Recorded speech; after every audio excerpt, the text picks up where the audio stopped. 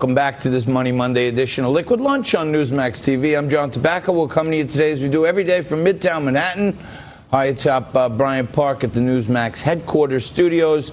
And, of course, we're in the Question Tequila studios. And I like those little ins Lamont's been putting in the show with, Sir John Templeton and Peter Lynch, some of the greatest investors. And, last week when the market was down 700-800 points, everybody's hair was on fire. I said, just relax, namaste. And today the market downtown, the New York Stock Exchange is up almost 300 points. There is a little recovery happening out there, so you're in good shape. And the show is in good shape on Money Monday when we bring you the money guests. Joining us again in the Mix It Up segment, we have Walker Bragman on the left, and Walker has been here many times before. He's an independent journalist, he's an attorney, and Jadan Horyn, not an attorney, has a legal degree. And Jadan Horyn joins us again on the right. And guys, I don't know if you heard the Open, but I was in Delaware this weekend at a baseball tournament, and I was chatting with a lot of local Delawareans, and even people who were against Trump that were from Delaware, they didn't feel like Joe Biden had the jaw to really go toe-to-toe with Trump. And these are like his own supporters.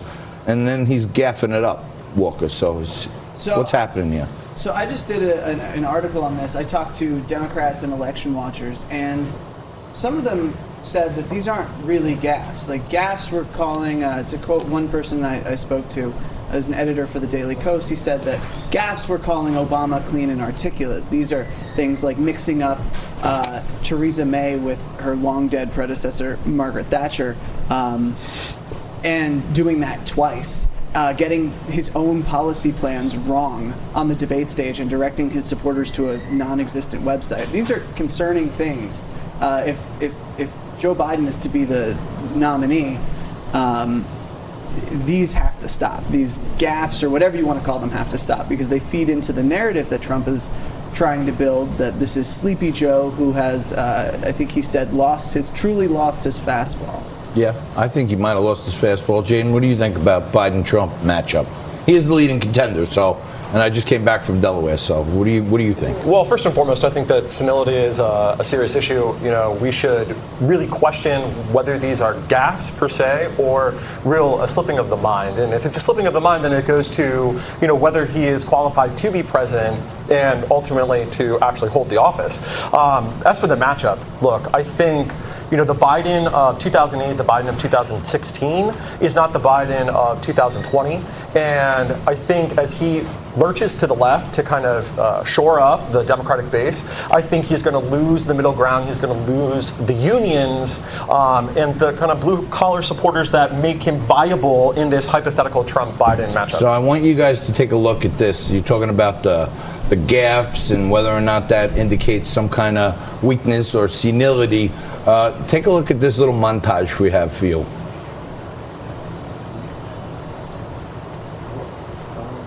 Okay. One man stands ready to deliver change we desperately need. A man I'm proud to call my friend. A man who will be the next president of the United States, Barack America. Okay, so Walker didn't have his earpiece in, but these were some gaffes from Joe Biden back in 6 years ago, in 2013, right? And some would say, to Walker's point, he's got to stop doing them, but maybe it's not senility. He's been doing it like half his career. Maybe he's just not a good speaker. So I don't know if, I mean, I didn't hear them. I don't have an earpiece. But okay. I will say that my impression is that these are different. They're of a different nature. I mean, Biden is visibly older. He's slower. He does this thing a lot where he changes what he's saying mid-word and leaves just the first syllable of that word. It gives the impression that he does not know what he's saying, and I think that's very concerning. To your point about him losing the middle by going left, I think it's the opposite. I think that if Biden were to go left, actually left, he'd pick up a lot of voters that are not engaged in the process. I mean, policies like Medicare for All and raising the minimum wage to $15 an hour and a Green New Deal are very popular. They have overwhelming support nationally, and I think that that's probably a good thing.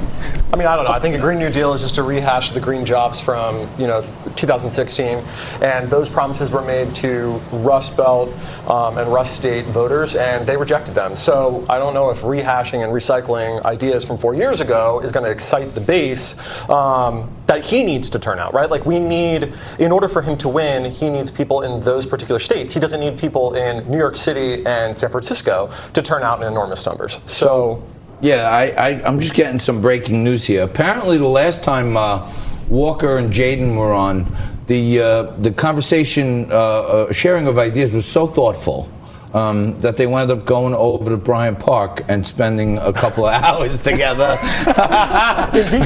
debating the thoughtful ideas of both sides and marinating that with some melting ice cubes, I'm sure. Oh God, I'm wearing the same shirt. Well, that's not a Walker, good look. we did it on a swing in Bryant Park. Oh They had wow, swings that's a over there. little more information.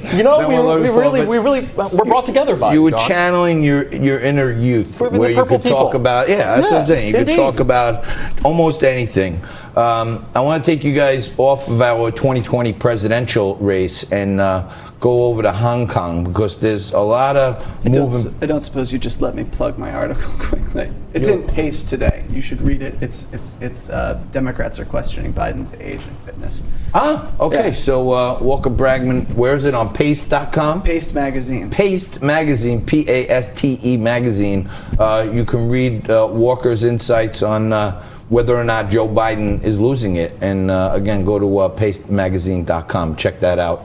And guys, so Hong Kong, there's a lot of cogs in the wheel right now, because China's trying to not exert too much pressure on Hong Kong, because we're in this tariff war with them. So they don't want to, kind of tick us off in a bunch of places at once. But it seems like, Walker, the people there are speaking, and it's mostly the middle class and up, from what I understand.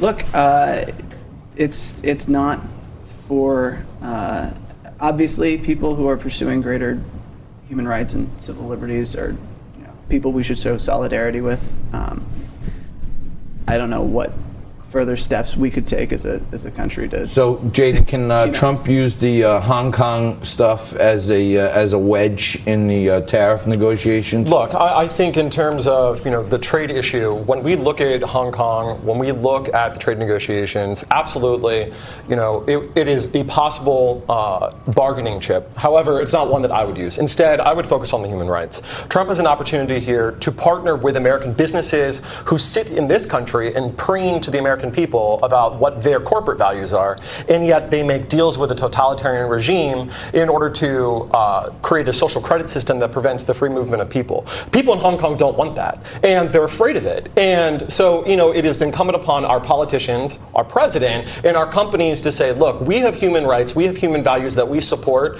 in this country and abroad, and we're going to end deals with the regime that wants to destroy that entire system and destroy the people of Hong Kong. I'm thinking about, there's got to be a way where the American people can kind of send a message to China by buying more American stuff. And I don't know, I know how the left likes to boycott companies. Maybe we can start a movement for companies to buy more American or something and hit them in their pocketbook. But we're going to talk about the tariffs and the trade and all that stuff. We're going to talk about the Scaramucci Trump war. We're going to mix it up a little bit more right after. We're going to take a quick break, 2 minutes. Walker Bragman and Jadan Horyn join us again to mix it up. You're watching Liquid Lunch on Newsmax TV.